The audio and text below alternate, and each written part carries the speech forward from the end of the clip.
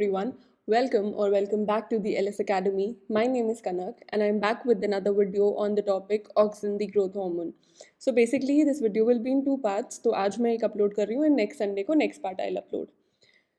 So let's start. So I'll start with the discovery of auxin. So जो auxin की discovery है dates back to 1880 जब Darwin ने first experiment conduct किया था ऑन कोलियोप्टाइल. सो बेसिकली क्या था, उसने कोलियोप्टाइल को लिया और एक साइड से उसने लाइट का एक्सपोजर उसे दिया एंड उसने देखा कि जो कोलियोप्टाइल था वो बेंड हो गया टूवर्ड्स दी लाइट. उसके बाद उसने क्या किया, नेक्स्ट उसकी टिप को कट कर दिया एंड देन उसने लाइट का एक्सपोजर दिया. बट जो कोलियोप्टाइल था देयर वाज नो बेंडिंग. उसके बाद उस कट वाले एरिया को उसने ओपेक कैप के साथ कवर कर दिया और उसके बाद फिर लाइट का एक्सपोजर दिया, बट ऑब्वियसली वहाँ पर कोई भी बेंडिंग नहीं दिखाई दी. So Darwin concluded that a growth stimulus is produced in the coleoptile tip which is transmitted to the growth zone. Now next experiment was conducted by Boysen Jensen in 1913. So उन्होंने क्या किया, उन्होंने वही coleoptile को लिया और एक mica sheet को इस तरीके से वहाँ पे इंसर्ट कर दिया सिर्फ आधे वाले पार्ट में, ठीक है. एंड उसके ऑपोजिट पार्ट पे उन्होंने लाइट का एक्सपोजर दिया एंड वहाँ पर देखा गया कि कोई भी बेंडिंग जो थी वो नहीं थी. नेक्स्ट उन्होंने क्या किया, उस माइका को दूसरी साइड पर यहाँ पर इंसर्ट किया एंड लाइट का एक्सपोजर दिया और देखा गया कि बेंडिंग जो थी वो हुई. नेक्स्ट एक्सपेरिमेंट उन्होंने क्या किया, इस तरीके से टिप को रिमूव कर दिया और एक जेलेटिन का पीस जो था उसे बीच में रख के ऊपर टिप, जो कट टिप थी उसे ऊपर रख दिया एंड देखा गया कि बेंडिंग जो है वो फिर से हो रही थी. So Boysen and Jensen they concluded that the growth stimulus passes through the gelatin but not through the water impermeable barrier such as mica. Next experiment was conducted by Paul in 1919. He removed the tip of the coleoptile and इस तरीके से उसको एक and पर place कर दिया गया. But उसके बाद देखा गया कि जो बेंडिंग थी वो फिर भी हो रही थी. So Paal provided the evidence that growth promoting stimulus, basically अभी तक पता नहीं चला है कि एग्जैक्टली चीज़ क्या है, बट उसे बोला जा रहा था कि वो एक ग्रोथ प्रमोटिंग स्टिमुलस है, ठीक है. So growth promoting stimulus, it was produced in the tip and it was of chemical in nature. Last experiment 1926 में किया गया था बाय वेंट. वेंट ने क्या किया, इस तरीके से एक जेलेटिन शीट ली और कोलियोप्टाइल की टिप्स को कट करके उस शीट के ऊपर इस तरीके से प्लेस कर दिया गया. नेक्स्ट क्या किया, उसने इन टिप्स को रिमूव किया एंड जेलेटिन को इस तरीके से कट कर दिया इन ब्लॉक्स. उसमें से ब्लॉक को रिमूव करके इस तरीके से, जिस तरीके से यहाँ पर एक एंड पर उन्होंने टिप को रखा था उस तरीके से यहाँ पर उन्होंने जेलेटिन के ब्लॉक को रखा, ठीक है. और देखा गया देयर वाज बेंडिंग, लेकिन in total darkness, right. So इसमें बताया गया कि जो ग्रोथ प्रमोटिंग सब्सटेंस है it can diffuse into the gelatin block. He also devised a coleoptile bending assay for quantitative auxin analysis. Now site of synthesis of auxin, तो 3 site है mainly जहाँ पर ऑक्सिन की सिंथेसिस होती है. First is same, that is shoot apical meristem. Second is buds and third is root tips. Now auxin का जो synthesis है हम लोग वो देखेंगे कि किस तरीके से ऑक्सिन जो है वो सिंथेसाइज हो रहा है. सो बेसिकली जो ऑक्सिन का प्रीकर्सर मॉलिक्यूल है वो है हमारा एक बहुत ही important amino acid and that is tryptophan. So the biosynthesis pathway जो है इसी ट्रिप्टोफेन के ऊपर हम लोग बेसिस के ऊपर हम लोग जो बायोसिंथेसिस पाथवे है उसको दो में डिवाइड कर सकते हैं. First pathway is tryptophan dependent and second pathway is tryptophan independent. So tryptophan dependent is further divided into 4 pathways, that is IAN pathway, IAM pathway, IPA pathway and tryptamine pathway. इसमें से जो सबसे important pathway है वो tryptophan dependent pathway है और ये जो 4 उसके अंडर पाथवेज आते हैं दीज आर इम्पॉर्टेंट. सो हम लोग यही देखेंगे. सो ट्रिप्टोफेन डिपेंडेंट पाथवे, सबसे पहले हम लोग IAN एंड IAM पाथवे देख लेते हैं. सो जो हमारा प्रिकर्सर है tryptophan, it is converted into IAN via the enzyme tryptophan monooxygenase, and then this IAN is further converted into IAA, which is obviously an auxin.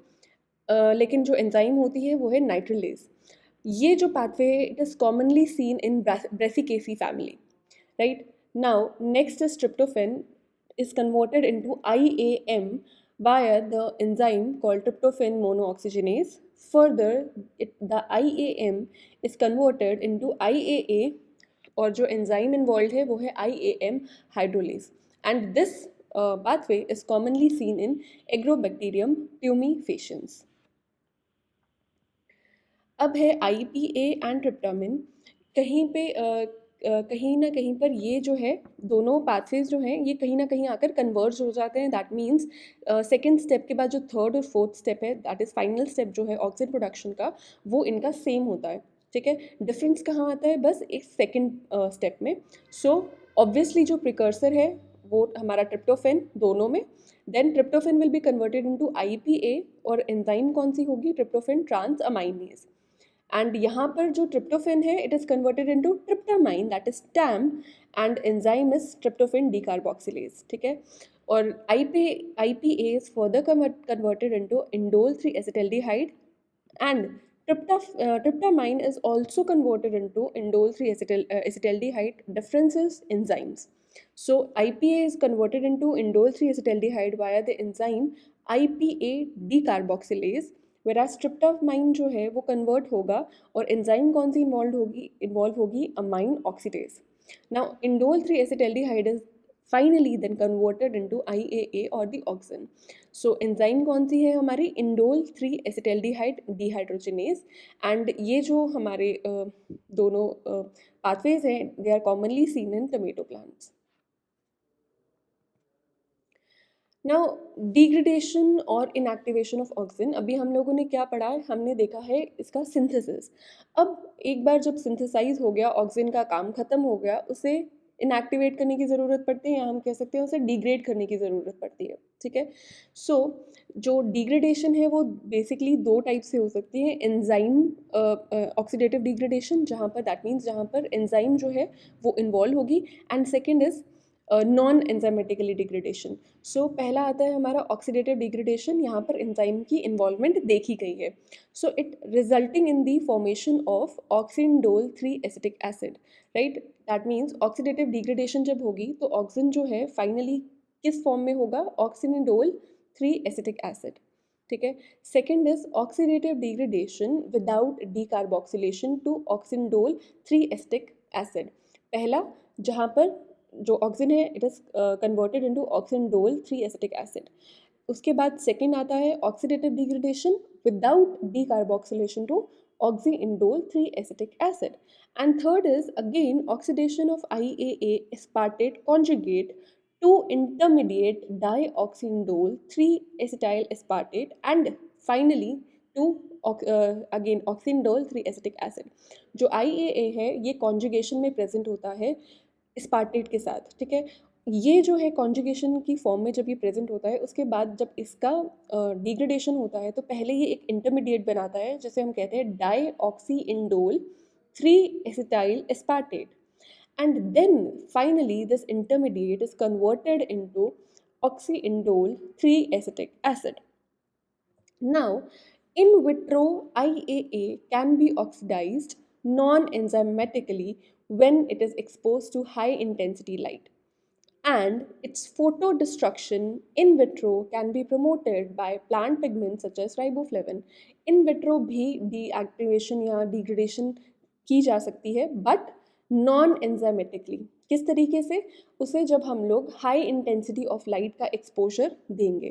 ठीक है, एंड दिस फोटो डिस्ट्रक्शन जब हम लाइट का exposure देके उसका degradation करवाएंगे, क्या कर सकता है? Can be promoted by the plant pigments. ये हम लोग प्लांट पिगमेंट्स को यूज़ करके भी प्रमोट कर सकते हैं। और कौन सा प्लांट पिगमेंट यूज़ कर सकते हैं?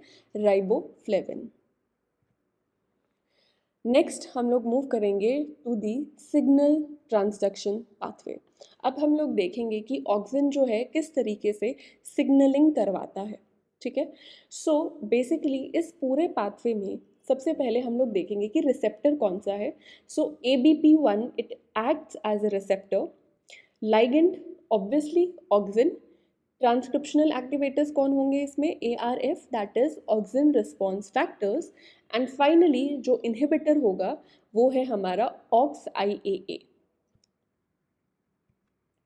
नाउ क्या होता है, in the absence of auxin हमारा जो OXIAA है, जो दैट मीन्स हमारा जो इनहिबिटर है, वो हमारे ARF के साथ बाउंडेड फॉर्म में रहता है। जैसे ही हमारा ऑक्सिन आएगा, it will lead to the activation of ubiquitin protein, जिसकी वजह से क्या होगा, यूबिक्यूटिनाइजेशन होगी, दैट मीन्स प्रोटियोसोमल डिग्रेडेशन होगा हमारे इनएक्टिवेटर का, जो कि है हमारा OXIAA। Further ARF is now free, और ये क्या करेगा, ये एक होमोडाइमर बनाएगा, दैट मीन्स दो ARF जो है वो मिलकर क्या करेंगे नेक्स्ट, वो ऑक्सिन रिस्पॉन्स एलिमेंट, जो एक प्रमोटर पे एक रीजन प्रेजेंट होता है जिसको हम कहते हैं ऑक्सिन रिस्पॉन्स एलिमेंट या OXRE, वहाँ पर जाकर हमारा ARF होमोडाइमर जो है वहाँ पर जाकर बाइंड कर लेगा, एंड फाइनली हमारा ऑक्सिन मेडिएटेड रिस्पॉन्स जो है वो प्रोड्यूस होगा। सो इस पार्ट के लिए इतना ही। आई होप आपको ये वीडियो हेल्पफुल रहा होगा।